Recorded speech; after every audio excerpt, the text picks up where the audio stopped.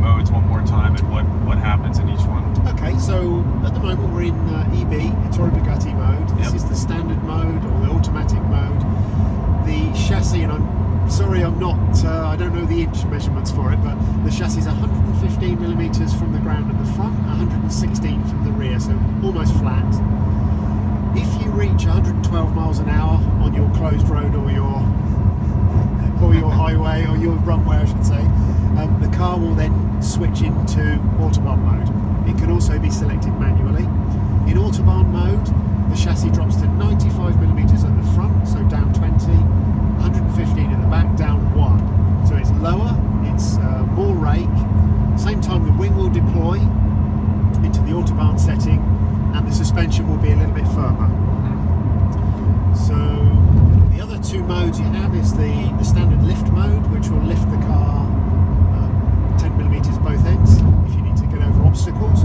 Although I have to say, because the overhang on the car is so short, it's normally not necessary to lift the car, but it's very quick if you did need to. And the last one is the handling mode at the bottom. Yeah. That turns it into essentially a mode where the stability control is turned right down.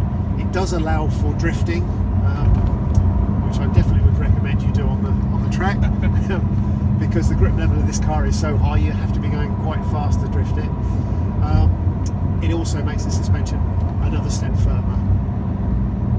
But as I say, if you want, you can leave it in EB mode, and all these things will happen actively at the right speeds.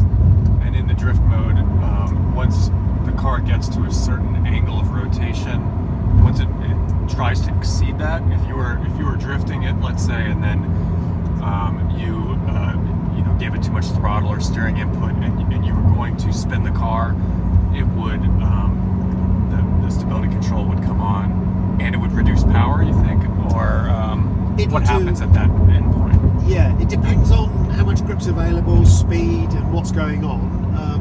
It'll almost rest up against a certain yaw value and allow it to stay at that yaw. But if you're doing crazy things with the pedals, it would try to take out some power, and if that doesn't fix the problem, let's say the back end of the car's out, so it has the ability to put individual brakes on to correct the yaw of the car. It's particularly good if you do something wrong and then you compound it with another mistake. It just takes over the whole thing and just says, hey, listen, this is what you need to do, or this is where you need to be. Oh, interesting. And it's, with these things, this is 2017, when you produce a car with 1,500 horsepower, the number one criteria above everything is safety. So the systems are reacting really quickly. Everything is to look after the driver.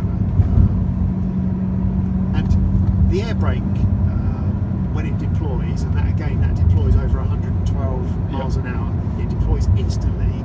Together with the mechanical brakes, it can produce a maximum of 2G of deceleration. To give you an idea what that means, a normal car, let's say doing 70 miles an hour on the highway with ABS, full braking, if you're lucky on a good road with good tyres, you might get to 1G.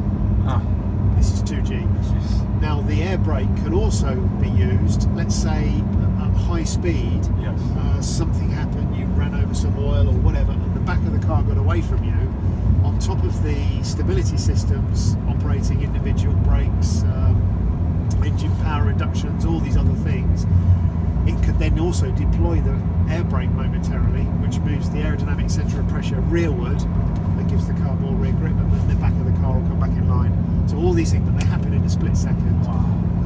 So we do this on the test track when we're sort of getting used to the car, is just go and try to lose the car at high speed, and you'll find that it's always coming back.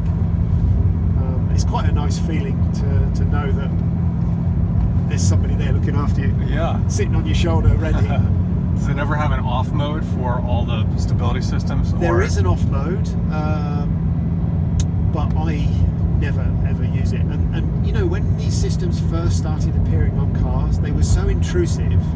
When you went on track, the first thing people did was, let's turn that off. Sure. But you'll find now, if you actually turn it onto the handling mode, it's quicker to drive a lap of the circuit in handling mode than it is with it fully off. Wow. So that's how good the systems are now.